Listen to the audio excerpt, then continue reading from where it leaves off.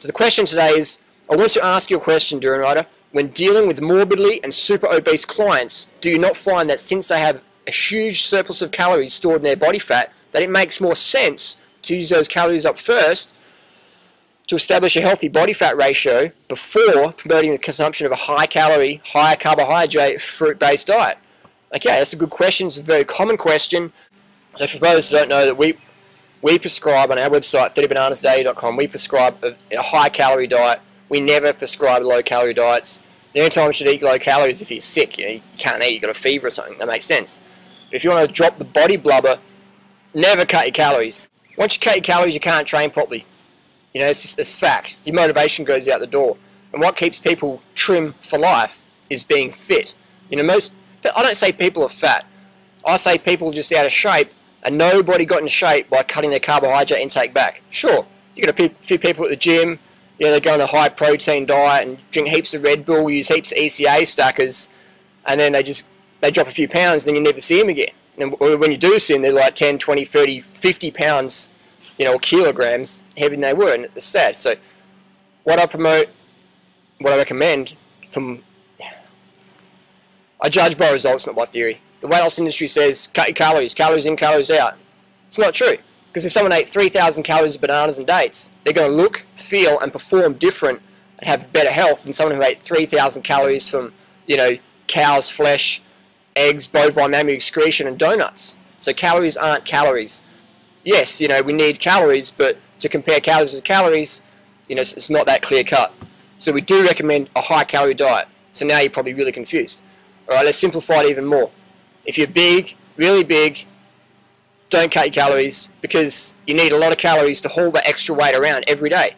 Like when I carry my bicycle trailer up a hill, I chew up a lot more calories than if I'm just riding a bike with no trailer. So if someone's heavy and they go into the gym, or they're walking around the block, or they're hanging out with the kids, or pushing a pram, or even pushing a trolley, they need more carbohydrate calories so they can continue this lifestyle. You know what I mean? It's not about obtaining results, it's about sustaining results. You know what I mean? It's about sustaining results. So I recommend people who are really big, or anybody for that matter, eat a high-calorie diet and start living the active lifestyle today. Not tomorrow, not next week, not gonna, shoulda, woulda, coulda. Today, right now, right here, while you're talking, do some cleaning, or pick something up, or do things, or when you finish watching this, go do something. Chase your kids around, or go for a walk on the block, or walk the dog, or do some garden duties, or whatever. There's like these mosquitoes, they're always on my face. They never stop. So eat a high-calorie diet with at least 80% of your calories coming from carbohydrates, and minimum 80% of your calories coming from carbohydrates. So high carbohydrates, that ensures that every day we wake up and our glycogen stores are topped up.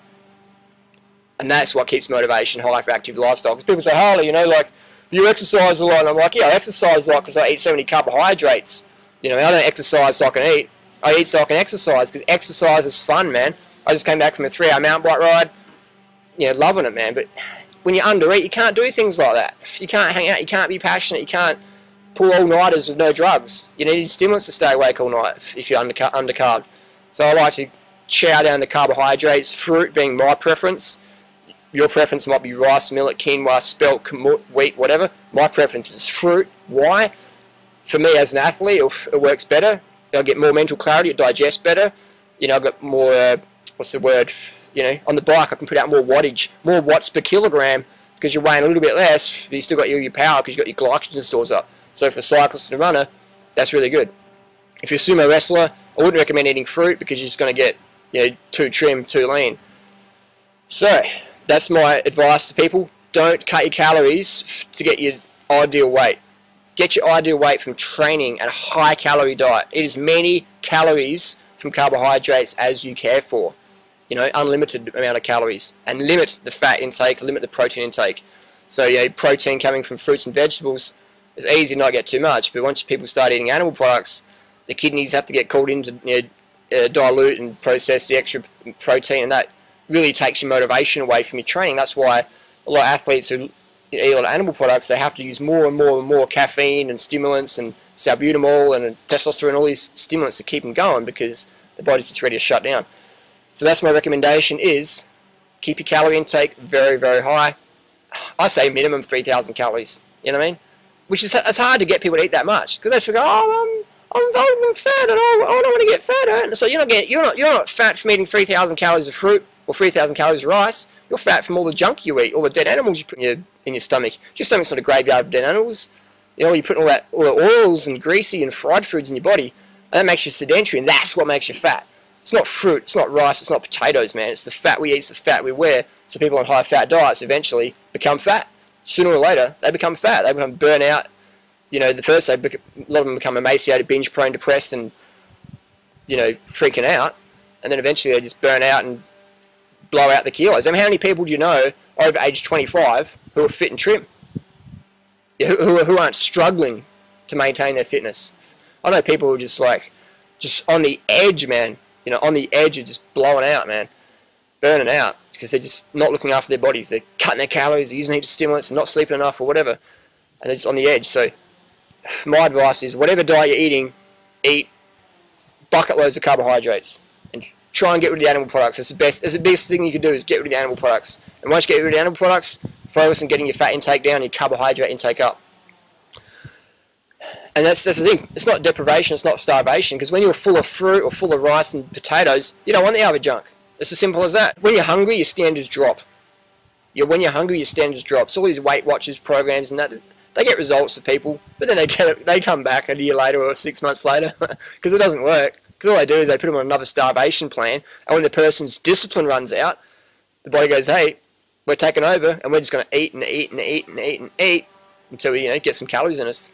So people are eating, a donut, and it's over 60% of the calories coming from fat. So they're trying to get a little bit of sugar for their glycogen, and they're getting heaps of fat. And then these add up over the time.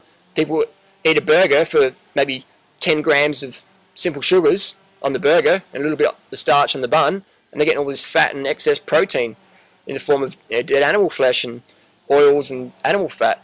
So the body just wants to run on carbohydrate. So what I recommend to people is take advice from people getting the results you desire. You know what I mean? Like, I just come back from a 3-hour mountain bike ride.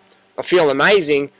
Never have to watch my weight. Eat as much as I want. Every meal, just slam it down. I eat slow, like guzzle it, but I guzzle slowly. You know what I mean?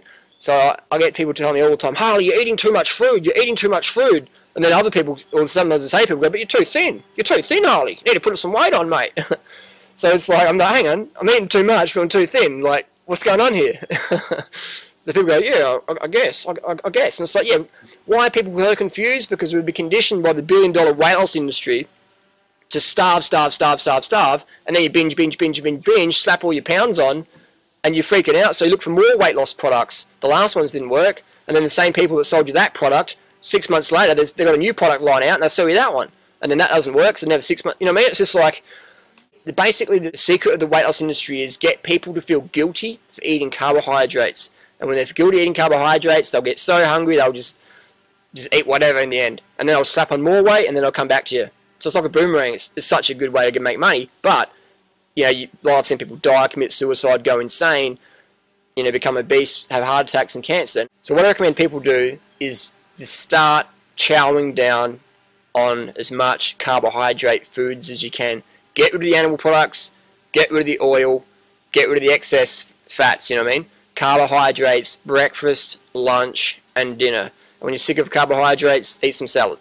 But just as much as you care for.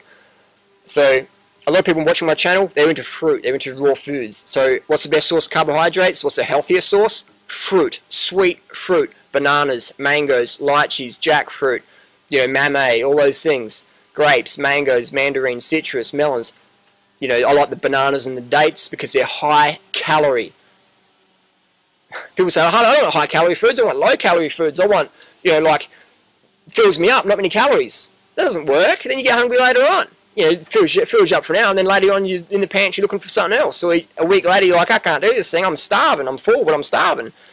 So we want the high calorie fruits, and if you're not into raw food, I recommend a vegan diet, high carbohydrate, so as much rice, pasta, potatoes, quinoa, millet, spelt, kamut, amaranth, all these little grains and potatoes and starches and tubers. Eat as much as you care for of those. You will not get fat eating carbohydrates. If you were, I'd be obese. And people say, Harley, but you exercise all the time. It's like, well, a few years ago I got hit by a bus and I couldn't train, as much as I wanted to train. So I had to take a few years off racing. What happened to my body weight? Stayed pretty much the same, plus or minus 10%. So why? Because I eat a very high carbohydrate diet all the time. I keep my fat intake low. So and I've been vegan for 9 years. So being a vegan just makes things a lot easier, because you don't have to deal with all the animal products and all that fatty, greasy, hormones stuff, saturated fats and all that excess cholesterol and things like that, uric acid, and all these things add fluid to the body. So that's why I like a lot of athletes, especially cyclists and runners. They're not even vegan or vegetarian, but they're cutting out animal products before big races. Like Steve Monaghetti and Rob DiCostello and all the runners, they would cut out the dairy products before a big race to be lighter, to be able to breathe better, so their power weight ratio goes up. I know Cadell Evans recently, I read on his website that he stopped drinking dairy so he can keep a little bit lighter. So he drinks soy milk instead. It's quite interesting, So when athletes are doing these things and they don't care about the environment, they don't care about ethics, they don't care about their health, they just want to perform better. So when they're doing that something's right, you know what I mean? It's not just a hippie movement. So it's so getting back to the subject, if you want to drop the kilos, man, eat as much carbohydrates as you can. I recommend fruit, because fruits just digest great, it tastes great, it's satisfying, it's nutrient dense, it's digests a treat. So people got celiacs or gluten intolerance, boom, hit the fruit. Fructose malabsorption, what about that, Harley? Well, all the studies I've ever read, recently in the Huffington Post, one was popularised, Dr. McCullough and all the snake oil salespeople, I should say. They talked about, fructose malabsorption, and it's bad for you, it gives you cancer. And it's like, all these studies are done. And they're done using bananas, or they're done using genetically modified high fructose corn syrup. Yes, when you're having genetically modified foods and you're putting them into the human organism, the human body doesn't recognise it, so of course it's going to create an allergic response. So people are saying, you can't eat fruit because fruit's got fructose in it, and we did a test with genetically modified Monsanto, dextrinized, rodenticide, insecticide, pesticide, suicide, uticide, genocide, high fructose corn syrup, and it made people sick. So if you eat organic banana or some strawberries or some peaches, mangoes, melons, bananas, whatever, you'll get cancer. So what we'll do is we'll take all the nutrients out of the fruit, throw the fruit away, and we'll sell you in a little plastic bottle, $60 for all your vitamins and minerals, and you don't get all the fructose nasties from the fruit. What? It doesn't make any sense, but it makes a lot of dollars. So, you know what I mean? What are you going to do? Judge by results, not by theory. How come all these quack snake oil salespeople, how come they're never fit? You know what I mean? And the ones who are a little bit fit, how come they're doing human growth hormone? I mean, it's pretty obvious. You know what I mean? Someone's got a full grey head of hair and they're just just looking like Schwarzenegger. You know what I mean? It's like, come on, man, come on. It's so, and they're doing one photo. You never see them the rest of the year. You never see a live YouTube video of them or something like that. You see just one photo on their internet site where they've just pumped up, fasted for a week just to be super ripped and taking some diuretics, and people go, look at that. That's what they look like all the time. And it's like, hey, I'll tell you now, it's not. It's not. So my advice is eat as much carbohydrates as you care for. Fruit always being the ultimate. Failing that, if you don't want to be a fruit bat, or you have a whole food carbohydrate sources, get rid of the oil, get rid of the animal. Read books like The Heart Attack Proof by Dr. Esselstyn, The McDougall Plan by Dr. McDougall, Reversing Diabetes by Dr. Neil Barnard. Because people say, Harley, but all these carbohydrates, you're getting type 2 diabetes soon. It's like, well, look at my blood sugars on YouTube. Read that book I just mentioned, Reversing Diabetes by Dr. Neil Barnard, and you'll see that all these clinical studies. I mean, people like McCullough and that, they're like saying, well, the China studies, well, this and that. You got bloggers. You got bloggers trying to debunk the China study. You know what I mean? China study, over 700 corroborating studies support it. It's the world's most comprehensive nutritional study ever done. And Dr. Campbell's published over 350 studies. And you got people like McCullough, never published a single study ever. You got some bloggers out there going, well, I object to, I'm not too sure about that. I don't know. I'm not even at university, but I think it maybe it's, I don't know. It's like, give us a break, mate. You know what I mean? If you don't think the China study's any good, do a more comprehensive nutritional study.